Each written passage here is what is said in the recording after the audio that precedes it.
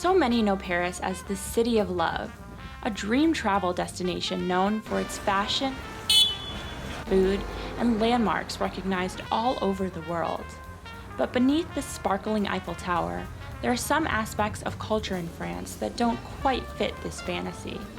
One point of contention that has made many headlines is the challenge of religious diversity in France. To some, it might seem that being French and following a religion outside of Christianity are not compatible characteristics. News headlines have told the tale of bans on Muslim swimwear at French beaches, anti-Semitic demonstrations in the streets of Paris, and young Muslim girls removing their hijabs at public school gates. Some might say these are all effects of the French constitutional concept of laïcité, which directly translates to a national secularity, the separation of church and state, but manifests as the don't ask, don't tell of religion in France. It runs so deep that religion isn't even recorded on the French census. Some might say that today, the age-old statute fans the flames of intolerance. However, others argue it's what keeps the peace. Either way, one nonprofit is stepping in to fill the gaps that the law left out. I caught the metro and rode into the Parisian suburb of Pantin to learn about the mission created by Marine Quinon, the director and founder of the nonprofit Cronkite. Ouais, faut peut-être le dire aux autres, non? I created it 8 years ago following questions of my elder daughter, who was primary school at that time and coming back from school with weird, surprising questions about religion in the day-to-day environment. So I looked up in the school curriculum to see that this subject was in the curriculum. But though it was in the curriculum, it wasn't necessarily talked about by teachers. So I realized that she wouldn't be able to grow up properly with tools to understand the world she lives in, and she never heard about that. The name translates to investigation, or inquiry in English, words that perfectly sum up what the organization is looking to add to the mix of French schoolchildren and national religious secularity.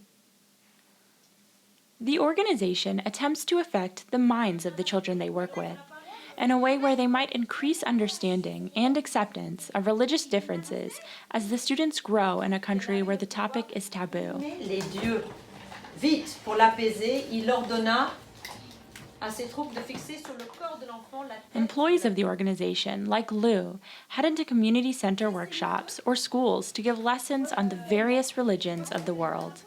I sensed that within the educational school system in France, there was a real gap because of the principle of laïcité. It became sort of, I think it was interpreted often as, we don't talk about that, or we don't talk about that here. And I realized just from observing them that that wasn't going to keep them from talking about it, and that only increased their frustration and probably fed the ignorant thoughts or the lack of knowledge that they had about one another. Students and their families volunteer to be a part of the sessions, usually after school or during a lunch break. And because it isn't an official school activity, Enquête works to make sure it's fun for students, including coloring based on various religions, along with board games and other interactive activities to match the theme. There's no requirements and no grade, just kids learning to question respectfully and realizing that their peers may not be so different after all. There was a young girl, the question was, why did you like to play with this game? And she said, first, before I've heard a lot of things about a Jew, she's Jewish, or the Jews, and in fact I didn't know anything about the Jews. And then with the game, I understood that it was a religion, that they believe in one God, and they have a lot of celebrations in the year. First, the Jew was just a weird thing, and then she, in her head, they were people. Real people living, eating. At first, the early days of Enquête were hard. Cold calling and attempting to talk to children about religion was not something French schools were originally open to. I think I called 40 or 50 places in Paris would say no, and one, I'm really grateful to them, opened their door thinking that there was something that needed to be done. And I can blame the people, me calling people and say, I'm a new NGO, I'm not a specialist, I'm not a scholar, I'm not a teacher, and I want to experiment something about laïcité in your place. People were just running away. But as soon as Marine got one, requests for more workshops came flooding in. Once you explain them what you are doing, and specifically what you are not doing, they don't disagree. I'm not trying to convert your child. I'm not trying to have him or her think something else. I'm not just going to give her or him keys to understand the world she or he lives in. Lou, an American expat who moved to France following her own study abroad program during college, has since created a life in Paris. She has been able to compare the cultural differences up close through her work with the organization.